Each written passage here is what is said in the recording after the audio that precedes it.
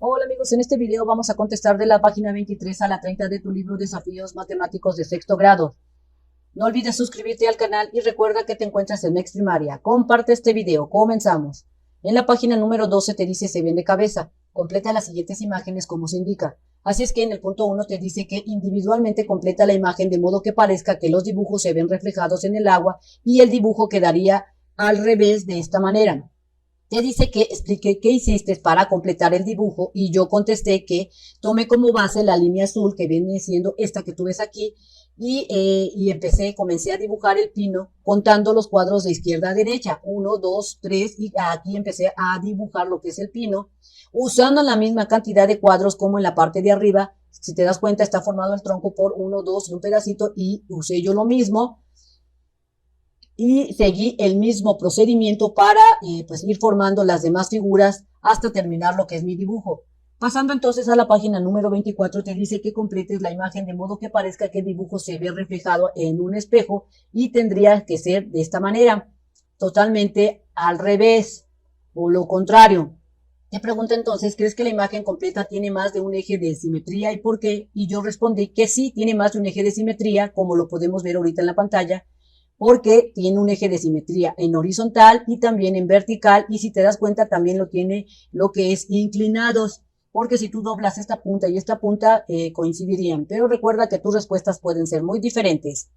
Pasando entonces a la página número 25 de tu libro, te dice, dibuja los pájaros necesarios para que el dibujo tenga dos ejes de simetría, así es que el dibujo quedaría de la siguiente manera. Entonces pasamos a la página 26 que te dice por dónde empiezo.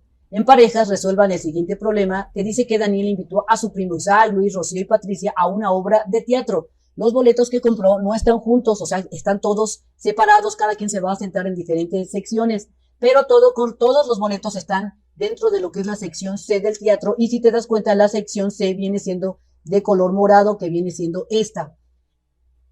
El siguiente plano representa las diferentes secciones del asiento.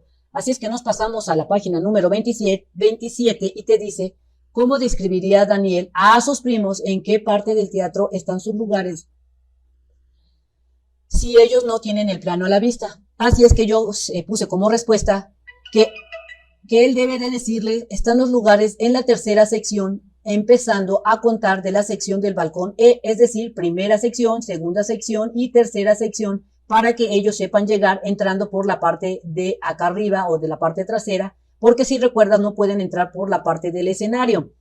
Pasando al inciso B te dice que el siguiente plano corresponde a la zona de la sección del balcón C, en el cual se ubican los lugares de Daniel, Isaac, Luis, Rocío y Patricia. Márquenlos con una X según la siguiente información.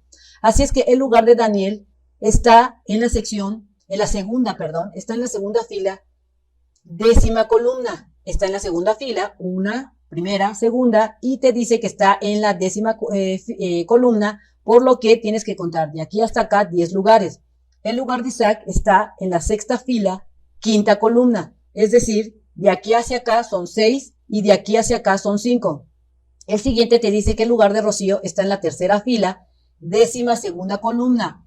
Es decir, que tienes que contar de aquí hasta acá 5, 1, 2, 3, 4, 5 y después te dice que a la octava columna, es decir, 8 lugares. Desde aquí hasta acá son 8 lugares. Posteriormente te dice que el lugar de Rocío está en la tercera fila que vendría siendo esta, décima segunda columna, es decir, 12 lugares, empezando a contar de aquí hasta acá son 12 lugares. Y por último, el lugar de Patricia está en la sexta fila, décima primera, es decir, 6 lugares hacia abajo y décima primera son 11 lugares de aquí hasta acá. Pasando entonces a la página número 28 de tu libro, te dice que en parejas jueguen lo que es la batalla naval, que consiste en hundir las naves del compañero contrario. Por ello, cada jugador debe de recortar y utilizar las 10 fichas y los 2 tableros de la página 169 y las 171 y 173, de tal manera que aquí estas serían las naves que vas a utilizar, este sería el tablero y las fichas que también tienes que recortar. Así es que la mecánica del juego consistiría en colocar pues las naves en el tablero de tal manera que las naves no pueden tocarse entre sí y tiene que haber agua o lo que es la parte azul porque es parte de las reglas del juego. Pasando entonces a la página 29, consiste en que los jugadores tienen que ir diciendo coordenadas para ir atacando las naves y hundiéndolas. Y la forma de decirlo es primero el número y luego la literal, por ejemplo 4B. De tal forma que si le toca a uno de las bombas al jugador, el jugador contrario debe decir tocado. Y si no, si la bomba cayó en otra parte, en una sección del agua, debe de decir agua. Pasando entonces a la página número 30, te dice que en parejas resuelvas lo siguiente. Es importante que conozcas cuál es el mecanismo del juego para poder responder la página 30. Dice que Diego ya había hundido 2 barcos. Este es Luis. Le hundió 2 barcos, Diego, a Luis.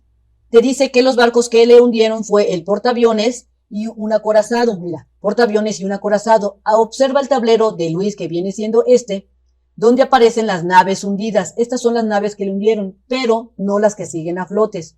Así es que, resolviendo el primer punto, te dice que en su turno, Diego dice 8F y Luis contesta tocado. Quiere decir que la bomba le cayó a uno de sus barcos. Indiquen de cuántas casillas puede ser el barco. Así es que yo puse como respuesta que pueden ser el barco de 2 casillas como los destructores, o de 3 casillas como el acorazado, porque recuerda que el portaaviones ya le hundieron.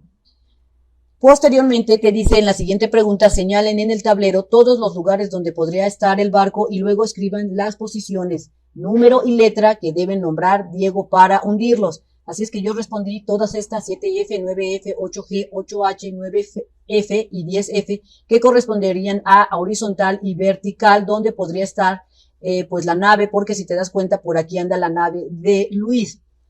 Y por último, en el último punto te dice que en la próxima jugada Diego dice 7F, es decir 7 con F que abarcaría aquí, y Luis responde entonces, ¿qué responde?